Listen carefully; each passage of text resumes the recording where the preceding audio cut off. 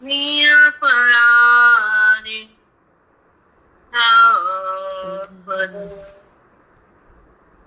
आणि सूर्यात्मचिंतन आणि ओळीच्या माध्यमातून बुद्धीला ज्या भगवंताचं सानिध्य प्राप्त होतं, देहाचं सानिध्य संपत, जी बुद्धी त्या संबंधाला संपवते. कोणता संबंध? जडाचा नाम जगताचा नाम देहाचा संबंध संपतो. जेव्हा आंब्याचा रस घोटला जातो, तो घट्ट होतो कडे, तर पाण्याचा संबंध संपतो.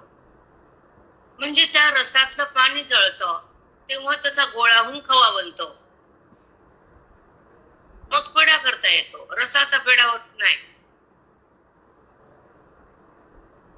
पण रसात पाणी चालत नाही.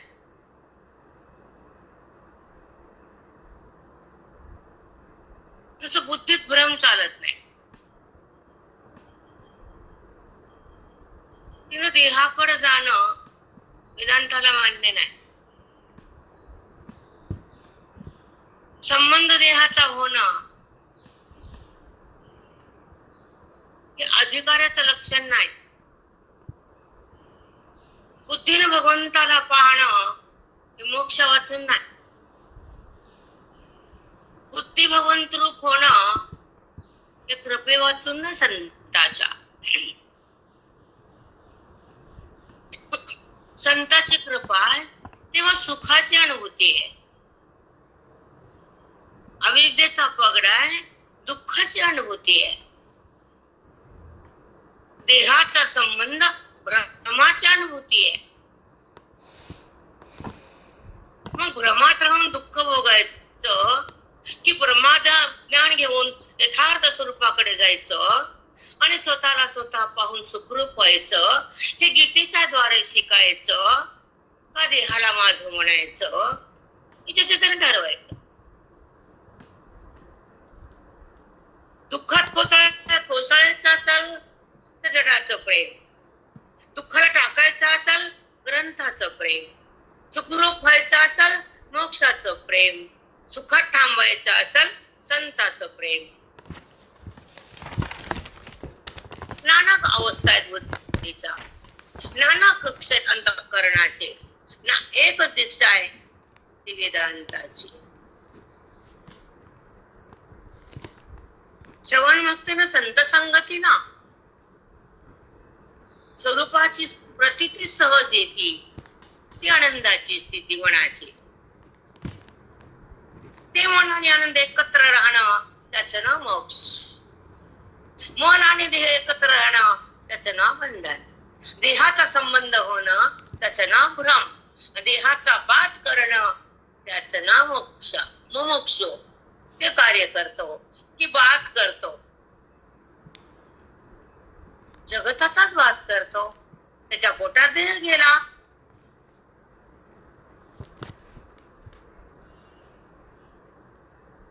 एखाद्याच्या घराचाच त्याग केला आपण, जायचं त्याच्यातली माणसं पण गेले बघायचे.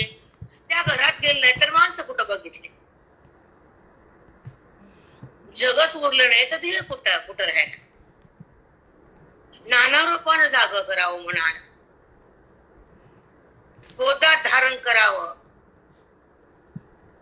अंतःकरणानं बोधात राहावं, देहात नाही.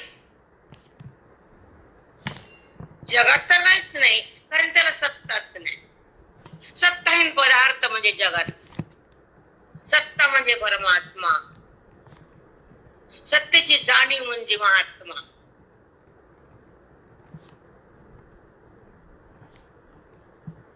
परमसत्तेची जाणीव म्हणजे महात्मा. साष्टांग सद्गुरु. जाणीव कशाला? दुःख भोगायला. जडाचं प्रेम कशाला? विकाराकडे यायला. रामासाचं प्रेम केल्यापेक्षा त्याचा बात करा. मी केल्यापेक्षा अहमला बंद करा.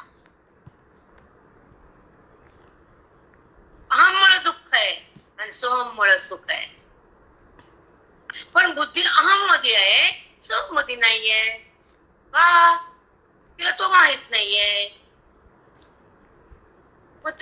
माहिती बुद्धीला? अनात्मा. परमात्मा कुठं माहितीये? काल चेक केलं मी. काल भगवंत ज्ञानोबरायानं काय सांगितलं सध्याच्या विषयामध्ये, की अर्जुना, हा त्याग पण त्रिविध प्रकारचाच आहे. आधी त्याग कर म्हणलं कर्माचा, कर्माच्या फळाचा, तेव्हा संबंध होईल माझा आत्मत्वाचा.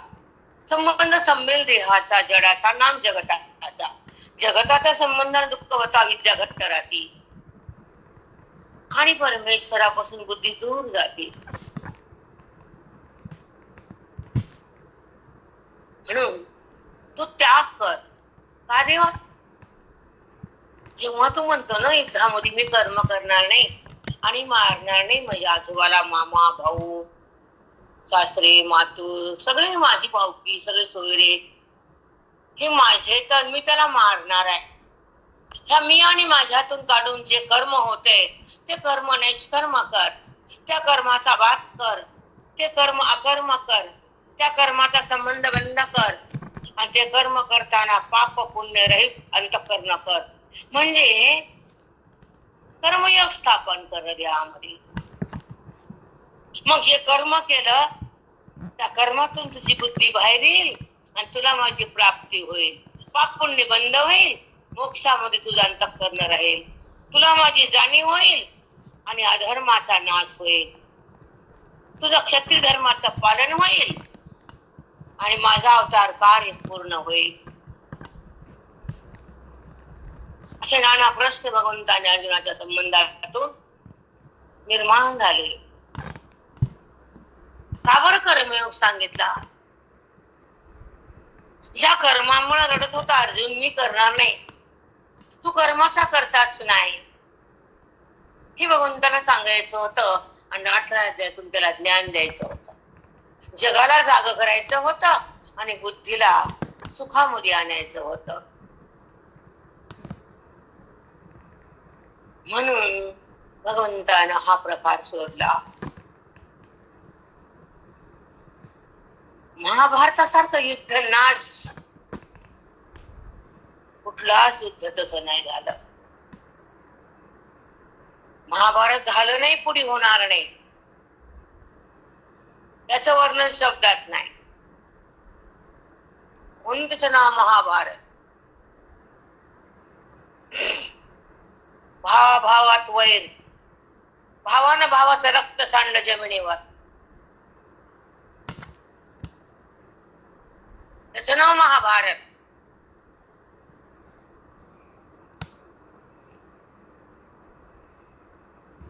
त्या कलियुगात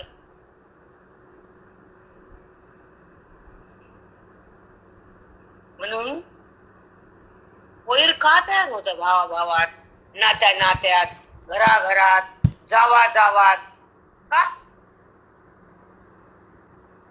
त्याचं कारण अधर्म, अविद्या.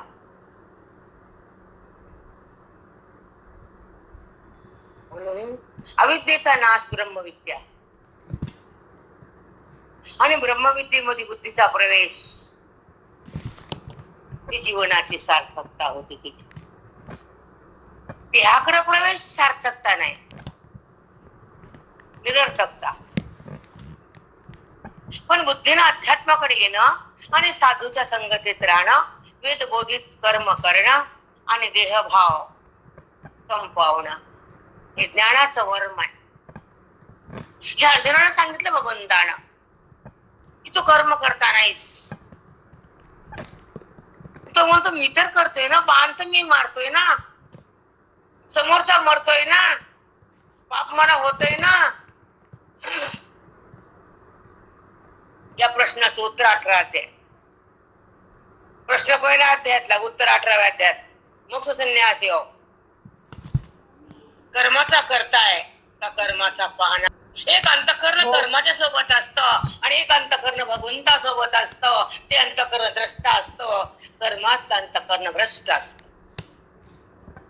रामकृष्ण हरी. साष्टांग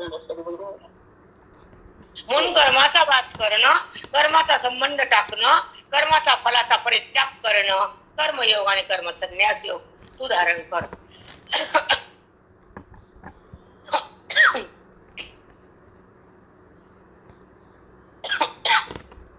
योगाचा विनियोग केला 18 अध्यायामध्ये. मुक्त केलं भगवंतानं अर्जुनाला. त्याच्यासोबत जगत मुक्त झालं. सुंदर आहे आमची ज्ञानेश्वरी. भयानक सुंदर आहे, तुफान सुंदर आहे. त्याचं वर्णन वाणीनं होत नाही. ज्ञानेश्वरी करणं सोपं नाही. ओवी हृदयात थांबणं सहज नाही. त्या ओवीनं अधिकार मनाचा वाढवणं तितकं शक्य नाही. आणि ओवीचा प्रसाद अंतःकरणानं घेणं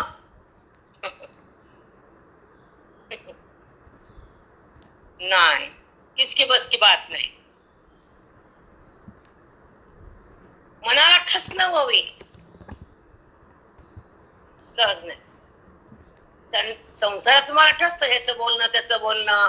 ती तशी म्हणली होती 12 वर्षाखाली. मी त्यांचं बोलणं बाई म्हणजे मोक्षातली बाई.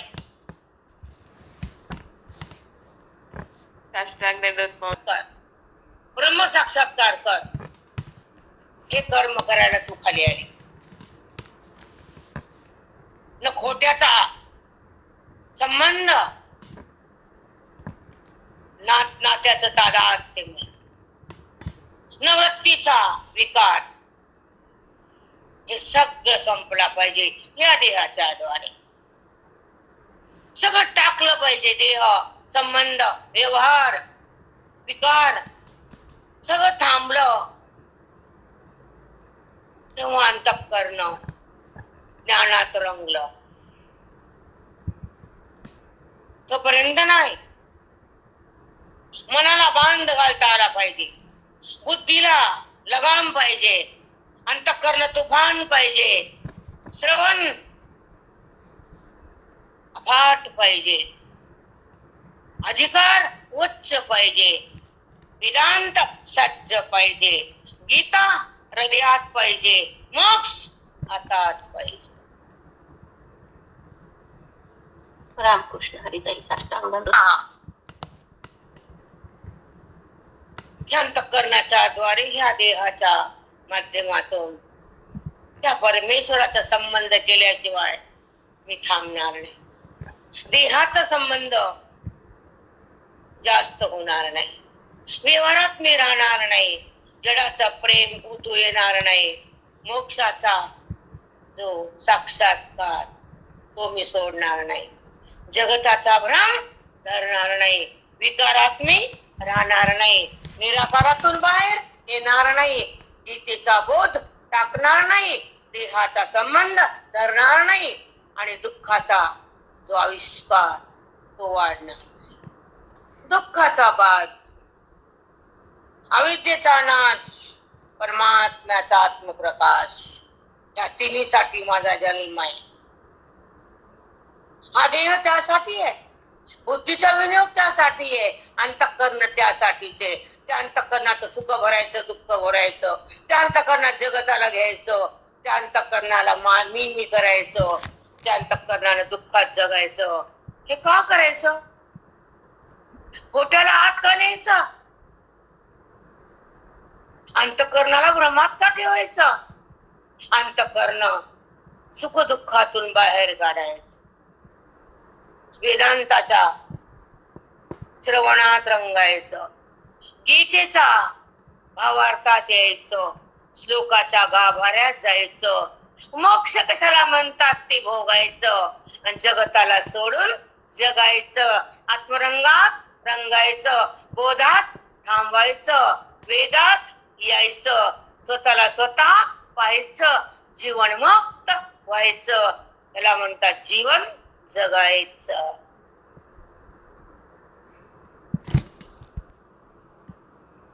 आपल्या मनाचा लागतो. जन्मजन्मांतरीच्या पापाचं फळ म्हणजे मन मलिन. मन नावाचा दोष तो धुवायचा. साधूकडे जायचं. मलाला धुवायचं. अंतःकरण पवित्र करायचं. अंतःकरणाला घाण होऊ द्यायचं नाही.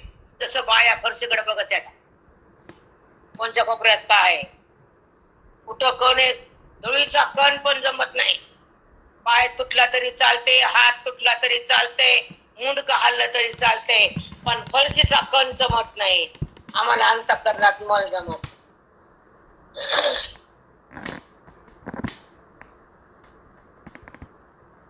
हो माऊली. तो मलाला संपवतो. जो विवेकी असतो तो जडाला टाकतो. जो वैराग्यवान असतो तो भगवंताकडे जातो. ज्याला मुक्त व्हायचं असतं तो ग्रंथातीकडे येतो. ज्याला पाप पुण्य करायची तर कर्माला धारण करतो. ज्याला पुन्हा पुन्हा जन्माला यायचं तो भेदात राहतो. जो मी करतो तो वासनेत मरतो. ज्याचा मी जातो तो अधिकारात येतो. ज्याचा मीचा बाद होतो तो मोक्ष स्वरूपात राहतो.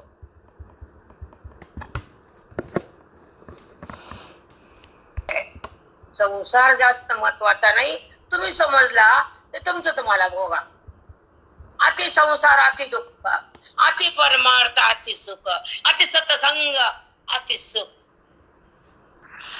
प्रॉपर्टी राहू द्या, 200 कोटीचं ढबुलं करू द्या, पण त्याचं मन शांत नाही. त्याच्या हातात ग्रंथ नाही आणि तो महंत नाही. त्याचा जन्म मरण संपत नाही. तो दुःख भोगणार. ते जन्म जन्मी किती कोटी गोळा कर, तुझ्यापाशी काटेचे दुःखाची. तुला झोडपिणारच आहे यम. सोडणारच नाही तुला. तुला वाटतं मी कोटी कमवले, पोराला दिले, बायकोला सोन्याच्या ढिगावर बसविलं. तुझी नसती ती. ती मतलबाची आहे. तुझा फक्त भगवंत आहे, तुझा फक्त ग्रंथ आहे, तुझं फक्त ज्ञानामृत आहे. मतलबाचे नाते असतात. स्वार्थासाठी व्यवहार असतो, उद्धारासाठी परमार्थ असतो. हो माऊली, खरंच मतलबाचे नाते, स्वार्थासाठी व्यवहार. तरी फक्त सुरुवातच आहे माऊली. त्याग सांगितला. भगवंताचा आणि अर्जुनाचा संवाद चालू असताना 18व्या अध्यायामध्ये भगवंत अर्जुनाला काय बोलले? अर्जुना, तुला आता 3 प्रकारचा त्याग सांगतो. आधी त्याग सांगितला, कर्मसन्यास सांगितला. कर्माचा संबंध करू नको, कर्मयोग तयार कर, कर्मसन्यास प्राप्त कर. व्यवहार झाला तरी त्याग कर कर्माचा. संबंध नको व्यवहाराचा अंतःकरणाशी. तेव्हा तुला माझी प्राप्ती होईल. मी तुला हातात मुक्ती देईल. म्हणून त्याग हा 3 प्रकारचा आहे. तामस त्याग, राजस त्याग, सात्विक त्याग. ह्या 3 प्रकारचं वर्णन तुला सांगतो आणि तो त्याग तू स्वीकार कर. असं भगवंत अर्जुनाशी संवाद साधताना 18व्या अध्यायाच्या आपल्या आता पुढचा रोज उभे चालले का त्या सगळ्यात चिंतन करूया आपण. चला. चालणे वेगवात जाय, तो वेगू बैसवयाची होय. तैसा कर्मातिशय आहे, निष्कर्माला लागे. तैसा कर्मातिशय आहे, निष्कर्माला लागे.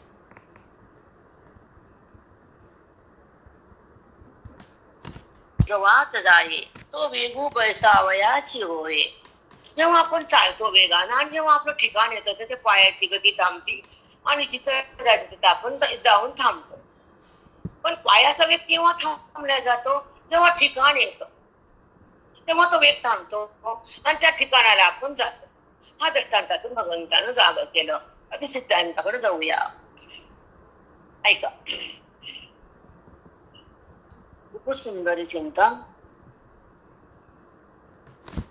अतिशय आहे निष्कर्म्याला लागी. बघा कसं कर्म करताना ते निष्कर्म झालं तर माझी प्राप्ती होती. तुला चालण्याचा वेग वाढवला तर ते ठिकाण मिळतं आणि जेव्हा ते ठिकाण येतं तर वेग थांबतो पायाचा. आणि तू त्या ठिकाणाला जाऊन थांबतो. तसं कर्म करताना ते कर्म केलं तर ते कर्म तुला माझ्या ठिकाणी आणून सोडतं आणि बुद्धी माझ्यापाशी थांबती. पण ऐक्य पुन्हा गुरुच्या बोधातून होत. बुद्धी त्याला किती कसं घ्यावं, बुद्धीनं कसं ते त्या ओवीतला सार काढून घ्यावा आणि त्या बोधामध्ये बुद्धीनं कसं स्थगित व्हावं आणि अनुभवाकडे त्या बोधाच्या साह्यानं भगवंताकडे कसं राहावं, कर्मातून बाहेर कसं यावं, मी इथं श्रवणात शिकावं बाबांनो. संसारात दुःख भोगावं लागतं पण इथं सुखासाठी यावं लागतं. संसार म्हणजे दुःखाचा भोग आणि श्रवण म्हणजे सुखाचा अनुभव. पण लोक येत नाहीत, वेदांत कळत नाही, सांगणारे मिळत नाहीत. गेलं कुठं ऐकायला तर काय बी धिंगाणा, उभा धिंगाणा, या या या या 2-2 हजार. काय कळालं? जीव बे ओवीच ते चिंतन आहे, ओवीचा जो बोध आहे, वेदांताचा जो सार आहे तो मनामध्ये साठवला जावा. तो क्षण आनंदाचा व्हावा. मन निर्लेप करावं तर ओवीकडे जावं, हे फल घ्यावं. त्याला मन आनंदित राहावं. आनंदी म्हणजे आनंद, हीच खरी आनंदी, हीच खरी आनंदी. हृदयामध्ये स्थापित केलं का नाही, ओवीनं बुद्धीला धारण केलं की नाही, बुद्धी आणि ओवीचा संगम झाला की नाही, ओवीचा बोध बुद्धीनं प्राशन केला की नाही, त्या बुद्धीमध्ये त्या ओवीनं जेव्हा प्रवेश केला तर बुद्धीचा तो अज्ञानाचा अंश समाप्त झाला. बुद्धीमध्ये अज्ञानाचा पगडा होता. बुद्धी देहाचा संबंध करत होती, तो संपला. त्या ओवीच्या माध्यमातून, ओवीच्या प्रसादातून ओवीनं बुद्धीला पद्धतीतून काढलं. हे कळावं. बोट फिरून फिरून बोट बी वाकडे, दिवाई बी वाकडी. कुठे नीट आहे बाई? दिसायला नीट आहे, अंतःकरण वाकडच आहे. द्वेष वाकड, भेद वाकड, मनामध्ये देहाचा संबंध, बाई वाकडी तिकडी.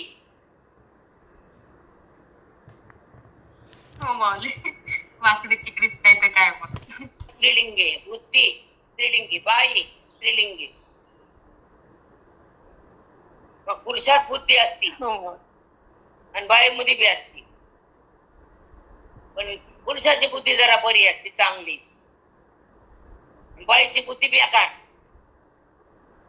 म्हणून तर बाई बेकार. अधिक जवळ औषधी सेवायाची मांडी बांधी, तव मुखे जी व्याधी तयाची. लय मस्त ऐका आता. अधिके जवळ औषधी सेवयाची मांडी बांधी. औषध जसं घेतो आपण, आता घेणारच निश्चय करतो मन, माझी बिमारी जाणार आहे, रोज औषध घ्यायचं.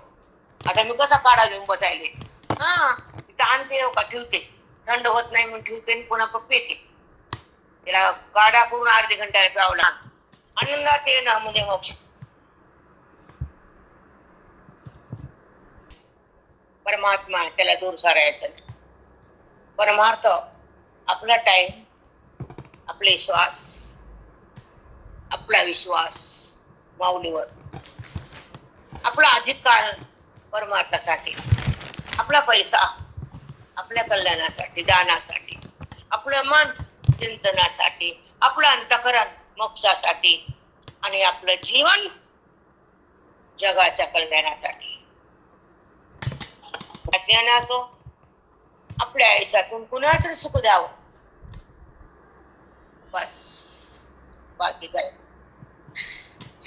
जवळ औषधी सेवयाची मांडी बांधली, तव मुखी जे व्याधी तयाची आहे. आपण औषध घेण्याचा आधी निश्चय करतो, औषध घेतो व्याधी जाती. जसं जसं औषध घेतलं तसं व्याधी जातील, पण औषध घ्यायचा निश्चय असा. तसं माझ्या प्राप्तीसाठी श्रवणाचा निश्चय असावा.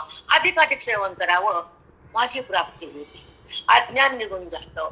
औषध घेतल्यावर व्याधी जाती, श्रवण केल्यावर अविद्या जाती. रामकृष्ण हरी. ऐका, ऐका. ज्या बुद्धीमध्ये जो देहाचा संबंध आहे आणि जगताचा भ्रम आहे आणि मनामध्ये विकार आहे, या तिन्ही मिळून देहाचा बुद्धीला आकार आहे. ते संपत. सांगपुरेना काय वाक्य बोलाय कशी जाते, इथून सुरुवात होती, आता डबल आहे. तसं औषध घेतलं तर बिमारी जाते, रोग. तसं श्रवणाची जी स्थिती आहे बोधाची, श्रवणाच्या माध्यमातून गीतेचा ओवीचा बोध आत जातो आणि आत त्या बोधानं देहाच्या संबंधाला तिलांजली दिल्या जाते. बुद्धी देहाला संबंध करत नाही ही अंतःकरणाच्या अधिकाराची स्थिती. मग ती संबंध का करत नाही? कारण ब्रह्मवेदीची शक्तीच तशी श्रवणाची, ती शक्ती त्या बुद्धीला देहाकडे जाऊ देण्यासाठी रोखती. ही बोधाची शक्ती आहे, वेदाची त्या ठिकाणी मनाला अनुभूती आहे. ते मन बोधाच्या माध्यमातून त्या वृत्तीला देहाकडून परमात्म्याकडे खेचत. हे ब्रह्मविद्येची ताकद आहे, वेदांताची, संताची, श्रवणाची, पवित्र अंतःकरणाची. ज्या बुद्धीला संबंध देहाचा होता आणि त्या ठिकाणी अनुभव दुःखाचा होता, संभ्रम जगताचा होता आणि भेद सतत जिवंत होता, हे सगळं समूळ नाश होत आणि अविद्या तिथे समाप्त होती आणि देहाच्या संबंधाची तिथं समाप्ती, संबंध संपतो. ज्या विद्येनं बुद्धीला देहाचा संबंध करायला लावला, त्या ब्रह्मविद्येने तो संबंध कापला. थोडक्यात उत्तर होती इतर ज्ञानाची खरी रीती. अविद्या जाती म्हणजे काय? जे अंतःकरणात भेदाची उत्पत्तीच नाही, जे अंतःकरण देहाला धारण करतच नाही, जे अंतःकरण भगवंताहून अलग होतच नाही, तिथं अविद्या राहतच नाही. ती ब्रह्मविद्या अंतःकरणात समाविष्ट होती. ही ज्ञानाची रीती, ही बोधाची संपत्ती, ही साधूच्या कृपेची महती आणि ही श्रवणाची हृदयाची भक्ती. तिथं पांडुरंगाची प्राप्ती. मला कवटे का कळाला? औषधी शेवळ्याची मांडी बांधी तव तव मुखी जी व्याधी जयतयाची आहे. औषध घ्यायचा निश्चय केला, रोज नित्य नेमानं औषध घेतलं तर व्याधी जाती, नित्य नेमानं श्रवण केलं तर माझी प्राप्ती होती, अविद्या निवृत्त होती आणि भ्रांती पुसल्या जाती, स्वरूप स्थिती प्रगट होती, मुक्ती हातात येती, सक्ती बंद होती, विरक्ती प्रगट होती आणि ही तर मोक्षाची स्थिती, वैराग्याची स्थिती प्राप्त होती.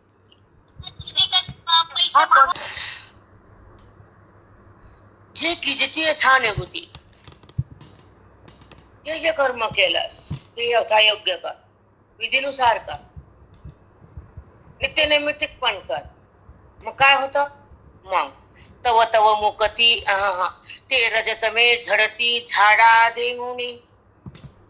वेदयुक्त कर्म केलं, नीतीनं कर्म केलं, वैराग्यानं कर्म केलं, वेदानं सांगितलं तसं कर्म केलं, विहित कर्म केलं, नत्य केलं, नैमित्तिक केलं, दान धर्माचं अनुष्ठान केलं तर रजतमाचा झाडा होतो. म्हणजे देवा रज उत्पन्न होत नाही, वासना थांबती, चंचलता जाते. तेव्हा हे मन भडकतं, कुणाला तरी भांडा वाटतं, या ओवीतून भगवंत अर्जुनाला काय सांगतात बोध? भगवंताच्या वाणीतलं बोध म्हणजे वेद आहे आणि अर्जुनाचं ऐकणं म्हणजे त्या वेदाचा स्पर्श आहे मनाला. तिथे ज्ञानाचा उत्कर्ष होतो ना, विद्येचा नाश होतो. जे जे कर्म जे सांगितलं यथानुभूती कर, ज्या दिवशी जे सांगितलं नित्य नैमित्तिक, कुणी आलं त्याचं खाणं पिणं, जाताना काहीतरी देणं, षोडशोपचार, ब्राह्मणाला पूजा करणं, कुणाला नमस्कार करणं, कुणाच्या पोटात काहीतरी घालणं, हातानं काहीतरी दान देणं, देवाचं पूजन, दान, घरातले कर्म, कुणाला खाऊ घालून तृप्त करणं, हे पण कर्म आहे अर्जुन. नित्य बी कर्म, नैमित्तिक कर्म, प्रायश्चित्त कर्म, पण काम्य कर्म कमी करूच नको. हे यथानुभूती कर्म केलंस तर तुझ्या तर रजतम झाडाला तो झाडून काढते ते कर्म. म्हणजे जसं कचरा असतो ना घरात, त्याच्यावर बसा वाटत नाही. आणि पुण्याला तर लाज वाटते, त्यांच्या घरात किती घाणे बाबा, हे घाणेरडे लोक म्हणून नाव ठेवतात. तसं संत तुमच्या अंतःकरणात रजतम असल तर तुम्हाला नाव ठेवतात. पण ह्या कर्मानं रजतम झाडल्या जातात नसतं. कळालं? हो. नित्यनिमित्त कर्म छान यथानुभूती कर. औषध असं घेतलं की व्याधी जाती, तसं कर्म यथानुभूती केलं तर अविद्या जाती आणि माझी प्रती तुला सहज येते. मग ह्या बायका जलंबर पोत्या वाचून अंतःकरण बोधमय असतं, वेदमय असतं, श्रवणामध्ये ते तल्लीन असतं, संतांच्या कृपेने परिपूर्ण असतं, वेदाच्या संपत्तीनं अधिकारयुक्त असतं आणि बोधानं भरभरून असतं. ते मन कर्मात नसतं, म्हणून तिथं तम उत्पन्न होत नसतं. हे करेक्ट उत्तर आहे. नाही संपून जात, जशी व्याधी राहत नाही संपून जाते, तसं अंतःकरण उरत नाही संपून जाते. मन चित्त अहंकार बंद होतात, मन राम होत. कुठं मन राहिलं?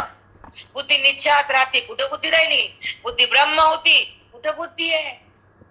कुठं आसक्ती आहे? नुसतं वाचन व्हिडिओ केले म्हणजे अधिकारत आला असं शून्य शून्य समजूच नका. हा ह्या महाराजचा कॅच केला व्हिडिओ. तुझं हृदय व्हिडिओ कर. कुछ रस्त्यावर पोळी का हराळी उघड आणली, गणपतीला वाहिली आणि गणपती देवा आणि दुःख बंद कर. दार लोकांचं हराळी लोकांची आणली तोडून यायची झाली यायची. तसे काही नाही. ज्या ज्या प्रकाराने माऊलींना तुम्हाला बुद्धीला सांगितलं असं असं व्यवहार कर. ज्या ज्या प्रकारे गुणातून अंतःकरण भिन्न कर, गुणाला समाप्त कर, ज्ञानाला आत भर, चित्त शांत कर, व्यवहार निर्विकार कर आणि माझा सत्संग कर, माझी प्राप्ती कर, मला चित्तात धर, संसार बाहेर कर, चित्तातला संसार बाहेर काढ. तेव्हा तुला माझी प्राप्ती येईल, माझं अनुसंधान राहील, कर्मातलं मन बाहेर येईल. जेव्हा वेदाची संपत्ती आयुष्यात तुझ्या हृदयात तू साठवशील, जसं औषध गेलं की व्याधी भस्म, तसा बोध गेला की अज्ञान भस्म, वेद आत थांबला की त्या ठिकाणी भेद भस्म, दुःख भस्म, आवरण भस्म. हे ज्ञानाचं भस्म लावावं लागतं, वैराग्याचं उधळण करावं लागतं. मग महाकालची आरती होती भस्माची. महाकालला गेलो. अज्ञानाचा महाकाल कोण काढणार ग तुझा? तुझ्या डोक्यावर बसलं की अज्ञान महाकाल. बोधाचं भस्म उधळ की, वेदाची आरती धर की, नाही धरत. म्हणून ही आरती वेगळी आणि ती आरती आमची वेगळी. भगवंतानी बुद्धी अलगच राहत नाही तर कुणी कुणाची आरती करायची? कळत का? मग ती कळत. मी तिथं गेले आणि इथं आले, ती जायला भिन्नच नाही. जाऊ कुठं ग? तुला भिन्न जा, पळ कुत्र्यासारखी. आमच्यात भिन्नच नाही कुणाची आरती आणि कुण करावी. जर भिन्न असेल भगवंत आणि भक्त तर आरती धर्मशास्त्र जेव्हा एकत्र आली तर सतत आरती, कधी नाही आरती. भेद समाप्त होतो, आवरण भस्म होतं. हे ज्ञानाचं खरं भस्म, ही वैराग्याची उधळण होते, ती महाकालची आरती होते, ती वेदाची आरती आहे. जिथे भगवंत आणि बुद्धी एक होतात ती महाआरती, आणि जिथे भगवंत आणि बुद्धी वेगवेगळे आहेत तिथे फक्त आरती. तिथे आरती करावी लागते. इथं एकत्र झाल्यावर कशाची आरती? इथं नित्य अखंड. धर्मशास्त्र आणि धर्मशास्त्र ज्ञानशास्त्र एक करूच नका. तिथं आरती वाचून पर्यायच नाही. आणि इथं अर्थ करायला राहतच नाही हात, आणि तो बाजूला राहत नाही. कुठं करते का आरती? टवळे एवढीकडे तुझी धरती शेंडी मी लई नाच त्या बाया सरावाने यायला आता भीती वाटायली आम्हाला आता. लिंग करा रूप आहे तिथं जाणं बाई. चिखलात बी ते आहे आणि तुझ्या आत बी ते आहे आणि तू पण तेच आहे. झाले आमचे सहस्त्रलिंग, लाखो लिंग झाले, लाखो कोटी लिंग. नाही आहेपणाचा संबंध आहे म्हणजे आत्मरूप आहे आणि चिखलाचा संबंध आहे म्हणजे धर्मशास्त्र आहे. चिखलाला आकार लिंग, त्याला आकारच नाही, निराकार आहे. कोणतं लिंग काय शेंडी धरते तुझ्या हातात मी सांगोर लिंग आहे का त्याला आकार? ते तर निराकार. काय करते की लिंग? तो तुझ्या हात लिंग रूपानं तो सतत आहे. त्याचा संबंध म्हणजे लिंग आहे. त्याचा स्पर्शात बुद्धीनं राहावं. व्यवहार करताना अलिप्त व्हावं. विषयाला सोडून परब्रह्माकडे जावं. अविद्येला तोडून ब्रह्मविद्येत यावं. देहाला सोडून निर्व्यवहार व्हावं. वृत्तीला टाकून निर्व्यापार बनावं. त्याला आत्मज्ञान म्हणावं. गेली ना आली, जाताना विरिकामी, येताना विरिकामी. बाजारात गेली, फळं आणले, काहीतरी आणले, भरली पिशवी. बाजारात गेली रिकामीच आली. का ग? पैसेच नव्हते. मग चोरून आणायचं कुणाचं बी. बाजार नाही, अधिकार नाही तर मोक्ष नाही, पुण्य नाही तर श्रवण नाही. त्याला पुण्य नाही त्याला श्रवण मिळतच नाही. मग ते प्रवचन वेगळं आणि श्रवण वेगळं. पाठ म्हणजे श्रवण, बहिरंग म्हणजे प्रवचन. सुनलो समझ में आया तो समझ लो, नहीं तो वैसा वैसा रह लो. कैसा रखते हैं, पाठ किसे बोलते हैं, बहिरंग में से अंतरंग कैसे आते हैं, कुछ मालूम नहीं, ठाव ठिकाना नहीं, बुद्धि का अधिकार शून्य. भंगारा खारी देणे घटे की वाटो वाटी फुटे. तसं सोन्यावर पुन्हा पुन्हा सोन्याची मुलामे दिले तर ते सोनं चम चम चम करत. ऐका का पाटो वाटी फुटे. एकावर एक फूट दिली सोन्याची तर ते स्वच्छ आणि लकलक करत. ठीक आहे सोनं. ते झाडा नाही सॉरी भंगारा खाणे देणे घटे. भंगारा म्हणजे सोनं. सोन्याचा फूट एकावर एक थरावर थर दिला. मग काय होतं? ते कीड धडकरी तुटे निराज होया. सोन्याचा हेनकटपण आहे ना, सोन्यामध्ये तांब आहे ना, ते नष्ट होत.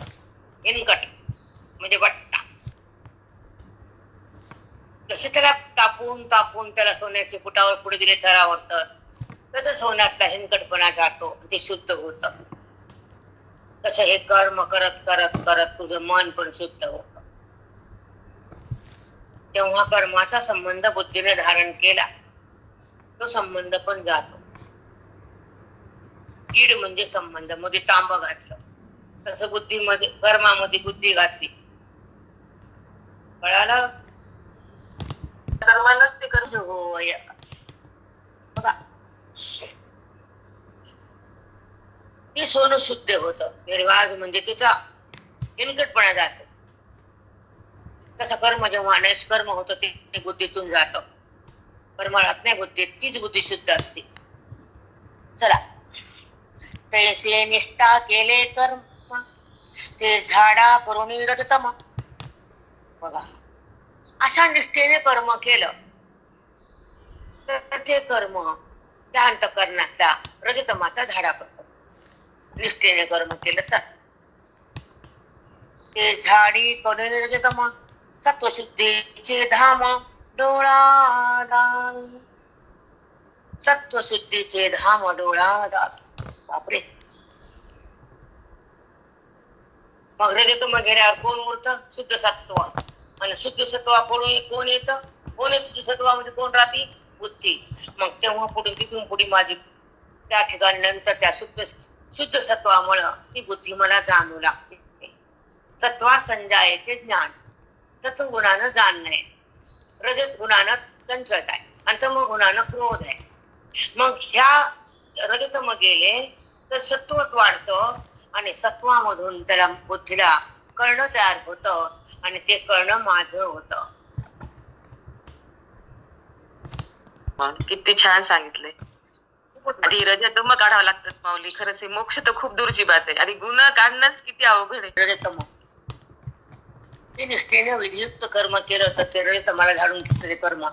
मग तुझ्या अंतःकरणात रज आणि तम समाप्त होतं. म्हणजे देवा अर्जुना तुला एक सांगू, जेव्हा क्रोध येतो ना तर तो प्रगट होतो. पण हे तीन गुण येताना त्या गुणाला तू उत्पन्न होऊ देत नाहीस. हे कर्माच्या निष्ठेचं फल आहे. गुण येतात रे प्रकृतीपासून. गुण म्हणजे प्रकृती ना. एक गेला की एक येतो. पण जेव्हा तम तुझ्यावर आरूढ होत आणि ते तम वाढल्या जात आणि मन त्याच्यामध्ये एक होत तर तम तुला त्या मनाला आपल्याकडे घेतं आणि धिंगाणा घालतं. पण जेव्हा हे अशा प्रकारे विधीनं कर्म केलं, निष्ठेनं कर्म केलं, वेदयुक्त कर्म केलं, दान धर्म केलं, यज्ञात अनुष्ठान केलं, पुण्य साचलं, श्रवण केलं, अतिशुद्ध मन झालं तर ते तम त्या मनाला त्या तमाला दाबता येत. ते तम त्या मनावर हवी होत नाही. मन त्या तमावर हवी होत, त्याचा पगडा होऊ देत नाही. ते तम निघून जात. रज येतो चंचल होत नाही तर रज निघून जातो. असं करता करता ते रजतम येणं बंद होत. कारण त्यांना माहिती इथं माझं चालत नाही, तिथं जाऊन फायदा नाही, म्हणून तिथं उत्पन्न होत नाही. तेव्हा तिथं सत्व वाढतं आणि तेव्हा तिला तिथं मी प्रगटतो. कळालं अर्जुना? हो देव. आता आमच्या कॉलनी गाय येतात 10 ते 12, कधी 8, कधी तम येतात. सवय गेली भांडायची तम जात. किती छान दृष्टांत माऊली. तर जशी सवय लावली तशी लागते. दुःखाला टाकल्याशिवाय पुढे जाता येत नाही. देवभाव संपल्याशिवाय आत्मभाव होत नाही. बापरे माऊली तेवढं छान सांगितलं. ग्रहण केल्याशिवाय खरंच आम्ही असं करतो की सांगायले मला आणि मी आहे म्हण तू आहे. बस कलन कमळ दोन आहेत, एक नाही. बापरे पण कमळाला चिक्कल नसतो. तसं व्यवहारातूनच त्याच्याकडे जावं लागतं. पण व्यवहारात संबंध नसतो तर तो ज्ञानी असतो. चिखलाशिवाय कमळाला चिक्कल नाही. अगदी अगदी माऊली तोच ज्ञानी, तोच खरा ज्ञानी. हे व्हावं लागतं. तुम्ही बिन आम्ही, फक्त तुम्हीच नाही आम्ही पण. पैसा रहना पडता, फिर बोलना पडता. बात सत्वशुद्धी गिवसी तया तीर्थाची या सावाया आली कर्मे. म्हणून निरंजया कसं तीर्थानं शुद्धपणा अशुद्ध जातून शुद्ध होतं, तसं अशा कर्मानं त्या अंतःकरणाच्या अशुद्ध जातीत शुद्धता येते. रजतम जातं, सत्व वाढतं. तीर्थाकडे गेलं की अशुद्धता जाती, शुद्धता येते. तसं रजतम जातं, सत्व येतं. असं कर्म तू कर. तीर्थे बाह्य मळच शाळे. अर्जुना तीर्थ जातो ना आपण. हो जातोच ना. मग तीर्थ काय करतं? बाहेरचं काढतं. स्थूल पाप छोटे छोटे. तीर्थे बाह्य मळ शाळे म्हणजे जळून जाते. शाळे म्हणजे नष्ट होतात. कर्मे अभ्यंतर उजळे एवं तीर्थ जाणे निर्मळे सत्कर्मेची. बघा बाहेरच जात रे, पण आतल्या मनाची घाण सत्कर्मानं जात, शुद्ध कर्मानं जात. वरच मळ तीर्थ काढते स्थूल, पण मनाचा मळ तीर्थ काढत नाही. मग देवा शुद्ध कर्म, सात्विक कर्म, निष्ठेचं कर्म, विहित कर्म,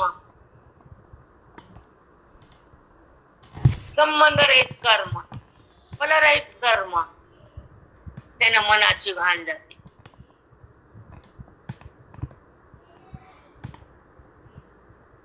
हो माऊली, किती छान. तीर्थानं बाहेरच जात, मन आतले, त्या मनाला पाणी लागतं का हो? गंगेला गेलो, धुतलं का मन? तीर्थानं तन धुतलं, कर्मानं मन धुतलं, वेदानं ब्रह्मत्व गाठलं. रामकृष्ण हरी. आंघोळ करते बुद्धीला, बुद्धीला ज्ञान तीर्थात आंघोळ घाल माय, आणि ती म्हणते घालता येत नाही. मग जन्म घे, लाख लाख लाख लाख कोटी कोटी कोटी जन्म घ्यावं लागते तुला, चुकतच नाही. लिहून ठेव. वेदाच्या तीर्थानं बुद्धीला स्नान घातलं तर कर्माचा संबंध जातो, कर्माचं फळ नाहीस होत, आणि ते कर्म तुला भगवंताकडे नेत. म्हणून बुद्धीला बोधाचं स्नान घाल.